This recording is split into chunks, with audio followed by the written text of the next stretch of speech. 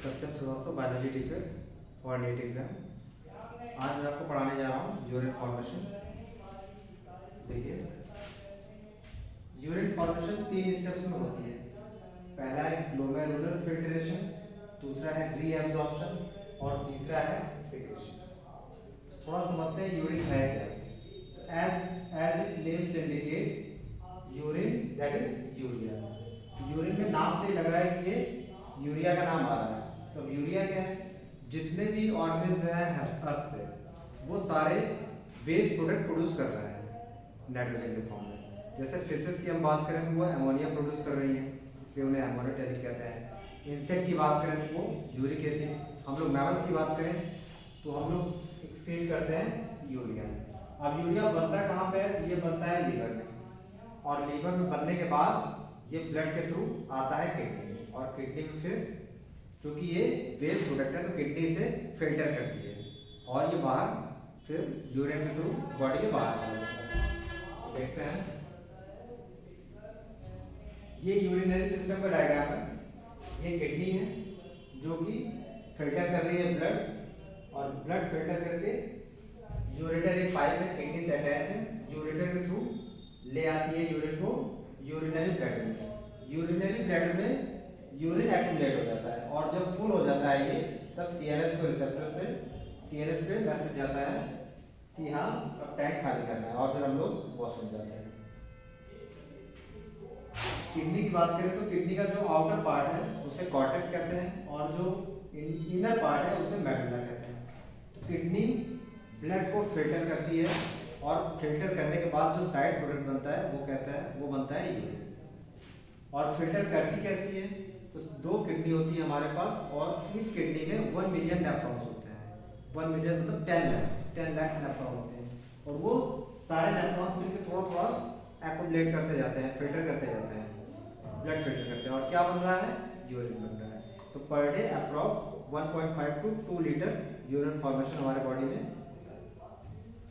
और ये सारी यही 10 लाख नेफ्रॉन्स मिलकर करती हैं। तो come back to urine formation. 3 steps हो गए, ग्लोमेरुलर फिल्ट्रेशन, रीएब्जॉर्प्शन, सेक्रेशन। अब एक एक इसकी स्टेप हम लोग देखते हैं।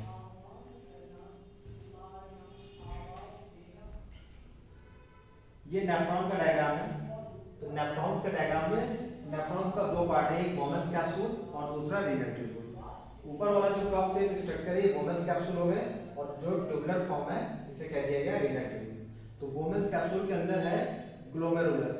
Glomerulus is nothing but a tuft of capillaries formed by afferent artery। तो नेफ्रॉन्स में ब्लड आ रहा है, ब्लड का फिल्ट्रेशन हो रहा है तो ब्लड ही आएगा। तो नेफ्रॉन से ब्लड आ रहा है, ना कौन रही है?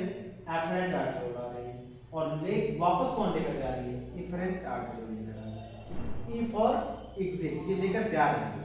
तो देखिए इसका ल्यूमेन नैरो है और इसका ल्यूमेन वाइडर है, तो मतलब ब्लड ज्यादा आ रहा है लेकिन जाने के लिए पाइप काफी नैरो है। तो यहाँ पे इसको एक फोर्स मिलेगा फिल्ट्रेशन की, ठीक है।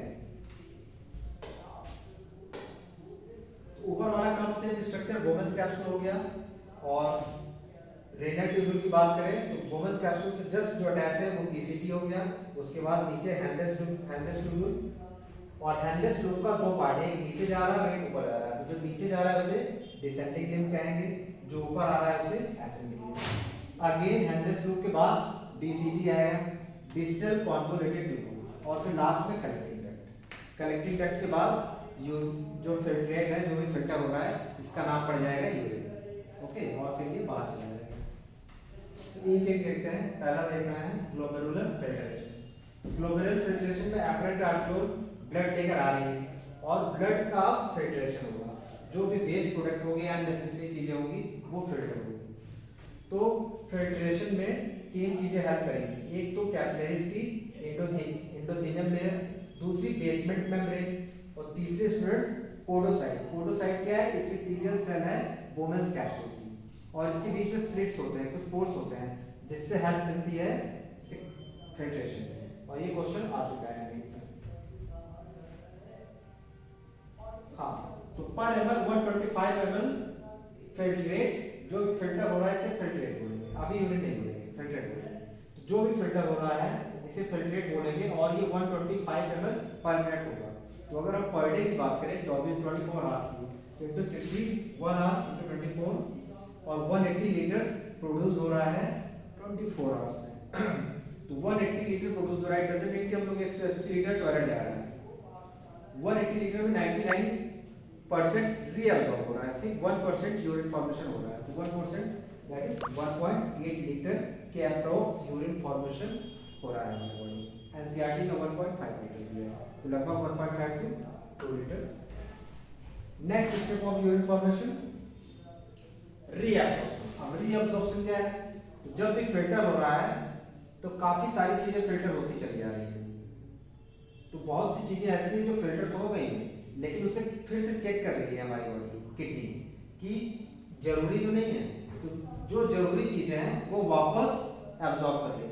और अभी हमने बताया 180 लीटर फिल्टर हो रहा है, तो 180 लीटर में से 99% एब्जॉर्ब कर रहा है। तो वापस ये रीअब्जॉर्प्शन का काम होता है सेकंड स्टेप में। तो रीअब्जॉर्प्शन का काम रीनल ट्यूब्यूल में होता है, वोमेन्स कैप्सूल में नहीं होता है। तो पहला पीसीटी आएगा, प्रॉक्सिमल कॉन्वोल्यूटेड ट्यूब्यूल, ये देखते हैं। तो पीसीटी में क्या है कि ग्लूकोज, अमीनो एसिड और सोडियम, ग्लूकोज का 100% एब्जॉर्प्शन होगा, इनका एक्टिव एब्जॉर्प्शन होगा, रीअब्जॉर्प्शन, और बाइकार्बोनेट आयंस और वाटर का पैसिव रीअब्जॉर्प्शन। तो लगभग ये मेजर साइड है रीअब्जॉर्प्शन की, फिल्ट्रेट की। 70 to 80%, ये भी नीट में क्वेश्चन आया हुआ है। तो मेजर साइड कौन सी है? 70 to 80% रीअब्जॉर्प्शन अकेले पीसीटी में हो जाएगा। और पीसीटी में एक और खास बात है जो नीट 23 में क्वेश्चन आया है, इसके पहले भी कई एग्जाम में आ चुका है, लास्ट ईयर क्वेश्चन आया है कि PCT brush border cuboidal epithelium कहां पाया जाता है? तो ये पीसीटी में पाया जाएगा, प्रॉक्सिमल कॉन्वोल्यूटेड ट्यूब्यूल। इसका काम क्या है? इसका काम है ये सरफेस एरिया को बढ़ा देगा, और कहीं पर भी जैसे इंटेस्टाइन में बिलाई सरफेस एरिया को बढ़ा देगी। तो जब सरफेस एरिया बढ़ जाएगा तो एब्जॉर्प्शन भी इंक्रीज हो जाएगा। After PCT we come to Henle's loop. Again Henle's loop का दो पार्ट है, एक नीचे और एक ऊपर, that is descending limb and ascending limb. तो डिसेंडिंग लिम्ब वाला ओनली परमेबल फॉर वाटर, ये सिर्फ और सिर्फ वाटर के लिए परमेबल होगा, तो वाटर ही एब्जॉर्ब करेगा। देखिए वाटर एब्जॉर्ब करता है, और किसी सॉल्यूशन से जब वाटर एब्जॉर्ब कर लेंगे वो सॉल्यूशन कैसा हो जाएगा? वो कंसंट्रेटेड हो जाएगा। तो क्वेश्चन आता है हैंडलेस लूप का डिसेंडिंग लिम्ब क्या करता है? तो ये यूरिन को कंसंट्रेट करेगा। जब हम एसेंडिंग लिम्ब की बात करेंगे तो एसेंडिंग लिम्ब क्या है? परमेबल फॉर सॉल्ट, तो सॉल्ट निकलेगा इसमें से, यूरिन क्या होगा? डाइल्यूट करेगा, ये डाइल्यूट करेगा। तो एसेंडिंग लिम्ब में परमेबल। लेकिन नॉर्मली अगर बात करते हैं, क्वेश्चन ये भी पूछा है हैंडलेस लूप का क्या काम है, ये यूरिन को कंसंट्रेट करता है। एक लाइन।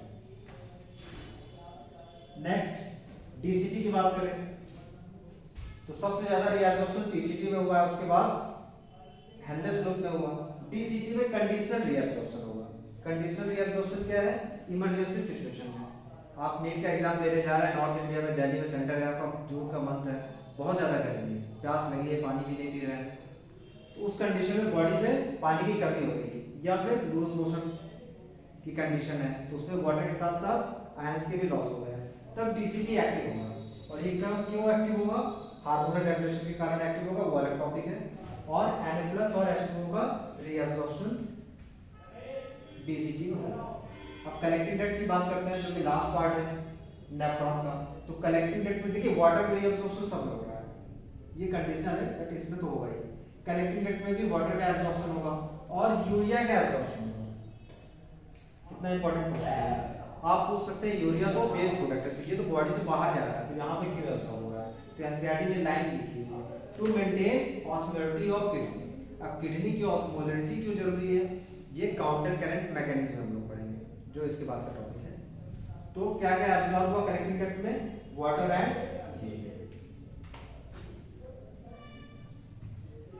लास्ट स्टेप समझते हैं यूरिन फॉर्मेशन का, that is secretion. Secretion mainly होता है आयनिक कंसंट्रेशन और पीएच को बैलेंस करने के लिए। जो भी हमारे बॉडी फ्लूइड का, ब्लड का आयनिक कंसंट्रेशन और पीएच का बैलेंस है वो इसमें होता है। सपोज H+ ज्यादा हो गया तो ब्लड से सिक्रेट करवा दिया जाएगा, किसमें? फिल्ट्रेट में। और ये फिल्ट्रेट बाद में क्या बन रहा है? यूरिन बन रहा है, और वो यूरिन फिर बॉडी से बाहर जाता है, ठीक है। तो सिक्रेशन मतलब जबरदस्ती करवाया जा रहा है, एक्टिव प्रोसेस है। तो इसमें भी एक एक करते हैं किस पार्ट में क्या सिक्रेट हो रहा है। सपोज पीसीटी की बात करेंगे तो पीसीटी में H plus K plus and ammonia, ये तीन चीजें सिक्रेट हो रही है। K plus H plus ammonia ये pH बैलेंस करने के लिए, K प्लस आयन कंसंट्रेशन के लिए। डिसेंडिंग हेनरीज लूप की बात करें तो हेनरीज लूप के डिसेंडिंग लिंब में कुछ भी सिक्रेट नहीं हो रहा है। सिक्रेट का मतलब समझिए, सिक्रेशन का मतलब क्या है। ये जितनी भी नेफ्रॉन्स हैं, नेफ्रॉन्स के चारों ओर ब्लड कैपिलरीज हैं। ओके, तो बॉडी के ब्लड में जो भी डिस्टरबेंस है वो, या जो भी चीजें एक्सेस हैं, वेस्ट क्या है, वेस्ट में भी यूरिया है, बट यूरिया के अलावा जो भी चीजें ब्लड में एक्सेस क्वांटिटी में है उन्हें भी हम वेस्ट ही कंसीडर करेंगे। सपोज H प्लस ज्यादा है तो H प्लस इसमें ब्लड से किसमें स्प्लिट करवा दिया गया है, फिल्ट्रेट में, और ये बाद में जाकर यूरिन में जाएगा। तो डिसेंडिंग लिम्ब में no secretion. When we talk about ascending limb, तो असेंडिंग लिम्ब में यूरिया सिक्रेट होगा। ओके, अब डीसीटी की बात करें तो डीसीटी की हम बात करेंगे तो डीसीटी में देखिए एरो मुझे नीचे करना है H प्लस, ये तो रीअब्जॉर्प्शन की एरो है।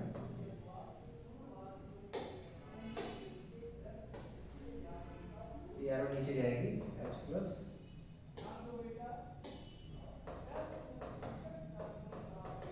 K plus. तो डीसीटी में H प्लस K प्लस का रीअब्जॉर्प्शन होगा, again pH and ion concentration की बैलेंस के लिए। कलेक्टिंग डक्ट की बात करें तो कलेक्टिंग डक्ट में भी सिक्रेशन होगा H plus and K plus के लिए। तो सिक्रेशन का मेनली काम ये है आयन कंसंट्रेशन और पीएच ऑफ ब्लड का बैलेंस करना। अब देखिए filtrate after completion of all three steps. तो यूरिन फॉर्मेशन का ये जो तीनों स्टेप है, ये तीनों स्टेप के बाद अब फिल्ट्रेट को नाम दे दिया जाएगा क्या, यूरिन। तो अब कलेक्टिंग डक्ट के बाद ना कुछ एब्जॉर्ब होगा ना कुछ सिक्रेट होगा, और अब कहाँ जाएगा, सीधा ये जाएगा यूरिनरी ब्लैडर में, उसके बाद बॉडी से बाहर।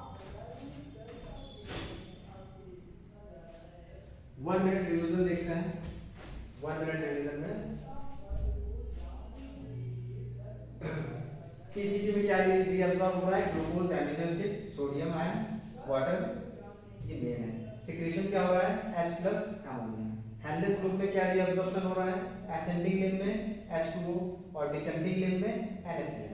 नीट का क्वेश्चन है कि डिसेंडिंग लिम्ब में what is correct for the descending limb. एक ऑप्शन था impermeable for water, permeable for NaCl है, और इम्परमेबल फॉर वाटर। सिक्रेशन की बात करें तो असेंडिंग लिम्ब में सिक्रेट होगा, क्या सिक्रेट होगा, यूरिया सिक्रेट होगा। अब डीसीटी की बात करें तो डीसीटी में reabsorption Na plus and water का होगा, secretion H plus K plus का होगा, सेम एज पीसीटी। रीअब्सॉर्प्शन में भी, कलेक्टिंग डक्ट में भी वाटर और यूरिया का, ये इंपॉर्टेंट है। यूरिया का सिक्रेशन कहाँ हो रहा है, कलेक्टिंग डक्ट में हो रहा है। किस लिए हो रहा है, to maintain osmolarity of urine, और H प्लस K प्लस का सिक्रेशन हो रहा है।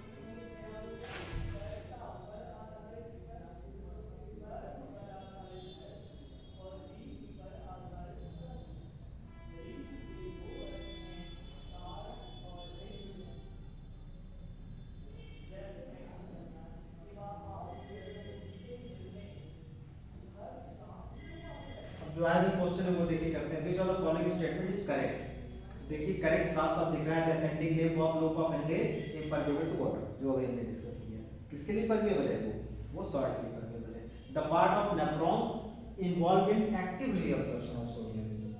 तो एक्टिव रीअब्सॉर्प्शन के लिए कौन सा पार्ट इंपॉर्टेंट है, proximal convoluted tubule. Distal convoluted tubule भी रीअब्सॉर्प्शन करता है, बट कैसे, कंडीशनल रीअब्सॉर्प्शन। तो आंसर होगा प्रॉक्सिमल कन्वोल्यूटेड ट्यूबुल।